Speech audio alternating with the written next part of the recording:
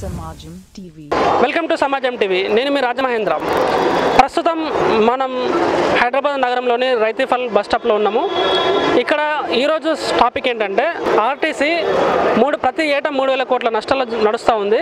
3,000 కోట్ల రూపాయల అప్పుల్లో ఆర్టీసీ ఉంది. ఆ అప్పులకి ప్రతి ఏటా 700 కోట్ల రూపాయలు చెల్లించాల్సి వస్తుంది. కాబట్టి ఆర్టీసీ వల్ల ప్రభుత్వానికి ఒక్క రూపాయి మందం లాభం లేదు. ఆర్టీసీ ప్రైవేటీకరణ ద్వారా జరగబోయే నష్టాలని, ఆర్టీసీ ప్రస్తుతం ఎదుర్కొంటున్న నష్టాలని, ప్రస్తుతం ఎదుర్కొంటున్న ఇబ్బందుల నుండి గట్టెక్కాలంటే ఆర్టీసీ కార్మికులు వాళ్ళు ఏం చెప్తున్నారు, వాళ్ళు ఎలాంటి సూచనలు సలహాలు ప్రభుత్వానికి ఇస్తున్నారో వాళ్ళ మాటలను తెలుసుకుందాం. అన్న నమస్తే. ప్రస్తుతం తెలంగాణ ప్రభుత్వం ఆర్టీసీ విపరీతమైన నష్టాల్లో నడుస్తుంది అని చెప్పేసి వాళ్ళు మొత్తుకుంటున్నారు. అంటే ఆర్టీసీ నిజంగానే నష్టాల్లో నడుస్తుందా? ఈ ఆర్టీసీ నష్టాల్లో నడవడానికి గల కారణం ఏంది? ఏమన్నంటే 3,000 కోట్ల నష్టంలో ఉన్నది, ప్రతి సంవత్సరం 700 కోట్ల వడ్డీ కడుతున్నాం, ఆర్టీసీని ప్రైవేటీకరణ చేద్దామనే ఆలోచనలో ఉన్నట్టు కూడా ప్రభుత్వం అనిపిస్తుంది. అంటే మీరు అసలు ఎందుకు ఇదంతా జరుగుతుంది? అసలు ఆర్టీసీ అంటే ఏంది? మీకున్న సమస్యలు ఏంది?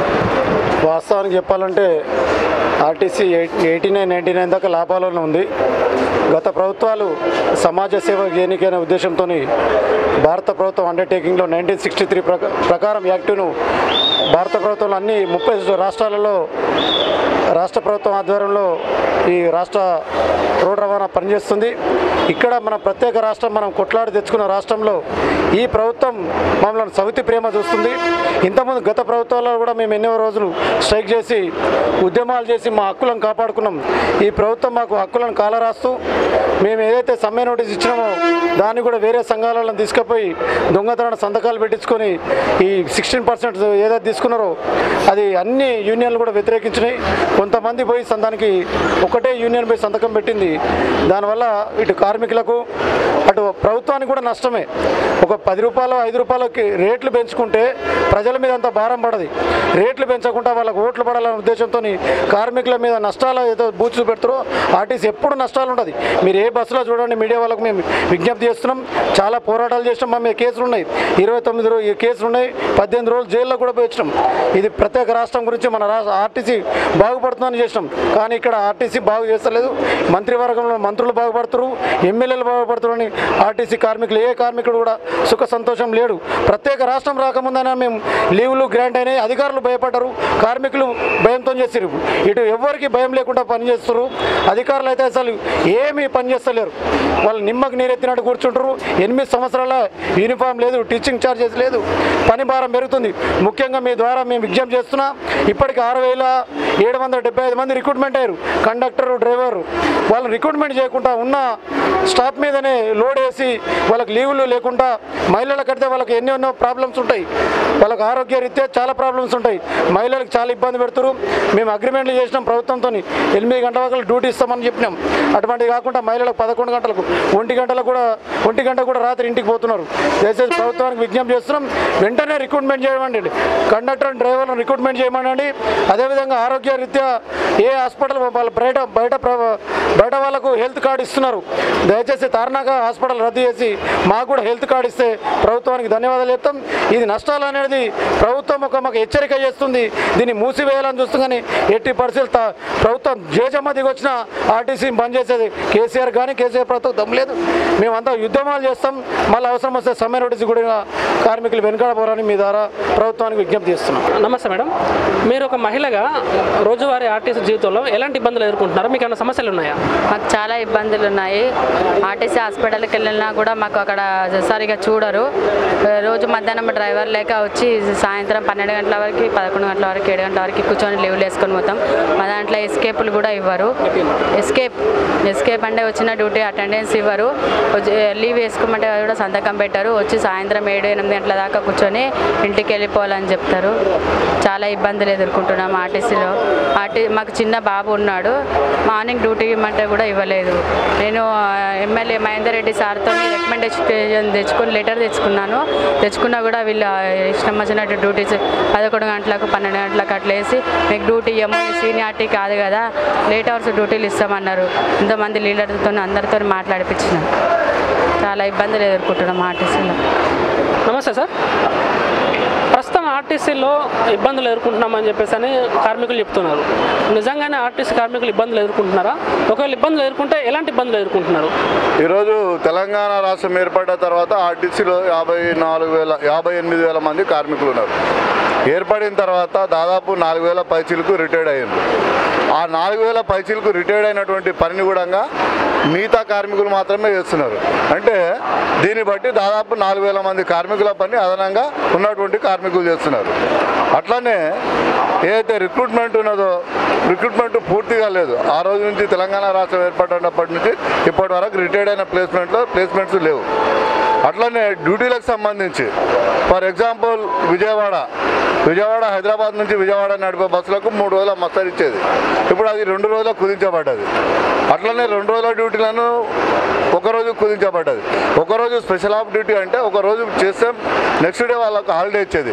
దాన్ని కుదించేసేసి మా నామినల్గా 1 గంట అర్ధ గంట ఓటీలు ఇచ్చి పనిచేయడం జరుగుతున్నది, చేయించుకోవడం. దీనివల్ల కార్మికుల పైన శారీరక శ్రామిక మానసికమైనటువంటి ఒత్తిడి పెరిగి చాలామంది డ్రైవర్లు దాదాపు మాకు తెలిసినంత వరకు ఒక 20 మంది డ్రైవర్లు ఆన్ డ్యూటీలో హార్ట్ అటాక్కు గురైపోయి చనిపోయినటువంటి పరిస్థితి ఉన్నది. అట్లనే మరి పని భారం విపరీతంగా పెరిగింది. ఈ అయితే 4,000 మంది రిటైర్డ్ అయినరో ఆ రిటైర్డ్ అయిన ప్లేస్లో రీప్లేస్మెంట్ చేయకపోవడం ఒకటి. అట్లనే వివిధ కేటగిరీ లోపల ఫర్ ఎగ్జాంపుల్ కండక్టర్ నుంచి ఏడీసీగా కానీ కంట్రోలర్ కానీ ప్రమోట్ అయిన వాళ్ళకు మాకున్నటువంటి గతంలో ఉన్నటువంటి నామ్స్ ప్రకారంగా 3 సంవత్సరాల లోపు వాళ్ళని పైగా ప్రమోట్ చేయాలి. ఈరోజు 6-7 సంవత్సరాలు చేసినా కూడా వాళ్ళు అదే స్టాగ్నేషన్లో ఉన్నారు. ఇట్లా ప్రమోషన్ ఛానల్ లేదు. అంటే ఈ వచ్చిన కేటగిరీ అయితే లో కేటగిరీ అంటే 25 ఏళ్ళు 26 ఏళ్ళు డ్రైవర్ కండక్టర్ చేసిన వాళ్ళు ఈ కేటగిరీలో కూడా 6-7 సంవత్సరాలు పనిచేయడం అనేది జరుగుతుంది. ఇది ఒక భాగం. అట్లనే ఈరోజు మేము తెలంగాణ రాష్ట్రము ఏర్పడ్డప్పుడు అప్పుడున్నటువంటి మాకున్నటువంటి డాటా 125 కోట్ల కిలోమీటర్లు నడిపేవాళ్ళం. అంటే 58,000 మంది కార్మికులు ఉన్నప్పుడు 125 కోట్ల కిలోమీటర్ ఆపరేట్. ఇవాళ 4,000 మంది కార్మికులు తగ్గినా అది 132 కోట్లకు పెరిగింది. అంటే పెరిగిన పని భారం దాదాపు అదనంగా మోటార్ వెహికల్ వాహనాల చట్టాన్ని ఉల్లంఘించి అదనపు కార్మిక పని భారాన్ని పెంచి కార్మికులు శారీరక మానసిక వేదనకు గురి చేస్తున్నటువంటిది ఇది వాస్తవం, అందరికీ తెలుసు. అట్లనే మాకున్నటువంటి మెడికల్ ఫెసిలిటీ అవుతుందో తార్నాకాలో సరైనటువంటి మాకున్నటువంటి కార్మికులకు అయినటువంటి డ్రైవర్లు లేకపోవడం, దానికి సరైన నాణ్యమైనటువంటి మందులు సప్లై చేయకపోవడం, మరి అవసరం ఉన్న వారికి సిక్కులు ఇవ్వకపోవడం ఇలాంటివి జరుగుతుంది. కేవలం ఒకవేళ ఇచ్చినా కూడా అక్కడ పైరవి చేసే వాళ్ళకి మాత్రమే సిక్కులు ఇవ్వడం జరుగుతుంది. అట్లా ఇంకోటి ప్రమాదకరమైనటువంటి పరిస్థితి ఏంటంటే ఓడీలు అవుట్ ఆఫ్ డిజిగ్నేషన్స్ అనేది ఉంటుంది. అంటే చేతగాని వాళ్ళకు అనారోగ్యంతో ఉన్నటువంటి వాళ్ళకు ఇవ్వాల్సిందే. కానీ ఈరోజు కొంతమంది పైరవీలు చేసుకొని ఆరోగ్యం బాగున్న వాళ్ళు కేవలం వాళ్ళ ప్రాపకంతోన చేయడంతోన సో నిజంగా ఎవరైతే సిక్కున్నారో వాళ్ళకి ఇవ్వలేకపోవడం జరుగుతుంది. అట్లనే మహిళలకు సంబంధించినటువంటి పరిస్థితి చాలా దారుణంగా ఉన్నది. శారీరకంగా వాళ్ళకు ప్రకృతి పరంగా ఉన్నటువంటి విషయాల పట్ల వాళ్ళకు ఉన్నటువంటి ఫెసిలిటీస్ ఇవ్వకపోవడం, డ్యూటీల విషయంలో మహిళా చట్టాలను ఉల్లంఘించడము, సాయంత్రం 8 గంటల వరకే వాళ్ళకు రావాల్సినటువంటి డ్యూటీలు రాత్రి 12-1 గంట వరకు డ్యూటీ చేయడం. మరి అది లేకపోతే దురదృష్టమైనటువంటి పరిస్థితి ఏంటంటే రాత్రి నైట్ అవుట్ డ్యూటీలు, అంటే డ్యూటీలు నైట్ అవుట్ చేస్తాయి. మధ్యాహ్నం 2 గంటలకు వెళ్తే మళ్ళీ నెక్స్ట్ డే 11-12 గంటలకు ఇన్కమింగ్ అవుతారు. మరి వాళ్ళు నైట్ అవుట్ డ్యూటీలు కూడా బుక్ చేయడం, లేకపోతే వాళ్ళకు అటెండెన్స్ ఇవ్వకపోవడం, ఇట్లా వేధింపులకు గురవుతారు. ఇంకోటి రెగ్యులర్ ఎవరైతే కార్మికులు ఉన్నారో చట్ట ప్రకారంగా వాళ్ళు డ్యూటీకి అటెండ్ అయితే వాళ్ళకి అటెండెన్స్ ఇవ్వాలా. అయితే ఇప్పుడు మనకు ఉన్నటువంటి షార్టేజ్ ఏంటంటే బస్సులు షార్టేజ్ ఉన్నాయి, మనకు సరైనటువంటి బస్సులు లేవు.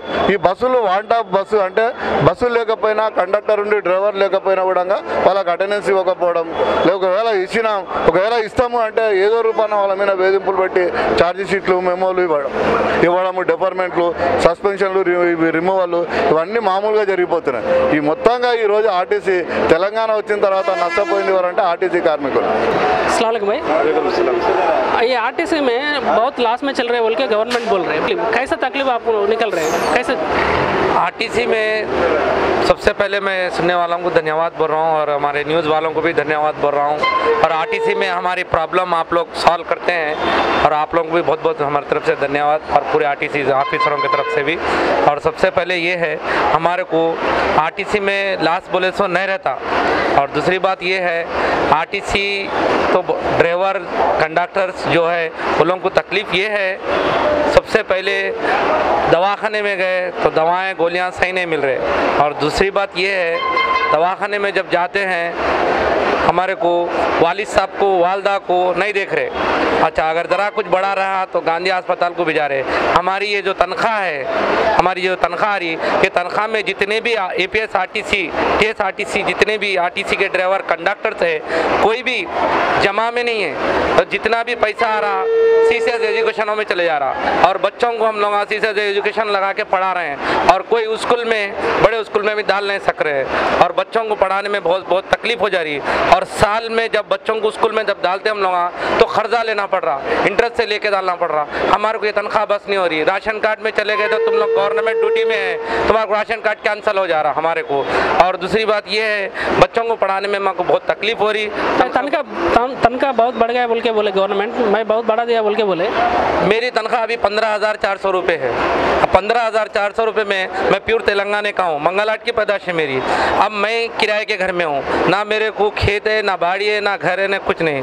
मेरे माँ बाप मेरे को गरीबी में पाले हैं। अब इसमें मैं ये तनख्वाह में अब वो सब मिला के 20-25 हज़ार रुपये तनख्वाह थी, 5,000 रुपये तो घर का किराया चले जाता, करंट बिल उसमें आ जाता। जब राशन कार्ड के लाइन में ठहरे तो गवर्नमेंट नौकरी है बोल के राशन कार्ड से हमारे काट दे रहे। और दूसरी बात नल की बिल, नल में गए तो गवर्नमेंट नौकरी है, 6,000 रुपये बनोवर है, आज तक भी नल के बिल का हम पे नहीं कर सक रहे। हमारे को बहुत सारी तकलीफ़ें हैं, क्योंकि तनख्वाह बढ़ी तो हर आरटीसी ड्राइवर कंडक्टर केसीआर साहब को धन्यवाद बोलेंगे। और ये तेलंगाना के वास्ते हम आरटीसी ड्राइवर कंडक्टर बहुत मेहनत करे हैं, उनको नहीं मालूम एक के कारण उन सबको तकलीफ दे रहे हैं। और केसीआर साहब से बार बार हमारी विनती गुजारिश है कि हम कंडक्टर ड्राइवर्स को देखें और हमारे को नए गाड़ियाँ डालें, और पुराने गाड़ियाँ हैं और नए गाड़ियाँ डालने से सबको भी तकलीफ ख़त्म हो जाएंगी, पब्लिक की भी ख़त्म हो जाएंगी, और ड्राइवर कंडक्टर कम हो गए हैं और हमारे को लीवा नहीं मिल रहे, तकलीफ बहुत हो रही है। और केसीआर साहब से धन्यवाद कहते हुए मैं बात ख़त्म करता हूँ। नमस्कार। ఇదండి ఆర్టీసీ కార్మికుల మనోగతం. ఆర్టీసీని ప్రభుత్వం నిర్లక్ష్యం చేస్తుంది. నిర్లక్ష్యం చేసే వైఖరి వాళ్ళు అట్లాగే కంటిన్యూ చేస్తే ఆర్టీసీ రాను రాను ప్రైవేటీకరణ చేసే ఆలోచనలో ప్రభుత్వం ఉన్నది. కాబట్టి ఆ ఆలోచన ప్రభుత్వం వెంటనే విరమించుకోవాలి. ఈ ఆర్టీసీకి ఏవైతే ప్రాబ్లమ్స్ ఉన్నాయో ఆ ప్రాబ్లమ్స్ మేము సాల్వ్ చేసుకుంటాము. అలాగే ఆర్టీసీని ప్రైవేటీకరణ కాకుండా మా ప్రాణాలకి తగ్గించి మా ఉద్యోగాలను ఫలంగా పెట్టైనా సరే మేము మా ఆర్టీసీని మేము కాపాడుకుంటాము అని చెప్పేసి వాళ్ళ యొక్క అంతరంగాన్ని మనకు వివరించడం జరిగింది. ఈ వీడియో కనుక మీకు నచ్చినట్టయితే లైక్ చేయండి, షేర్ చేయండి. ఈ వీడియో ఎలా ఉందో కామెంట్ బాక్స్లో కామెంట్ రూపంలో తెలియజేయండి. సబ్స్క్రైబ్ చేయడం మాత్రం మర్చిపోకండి. Samajam TV.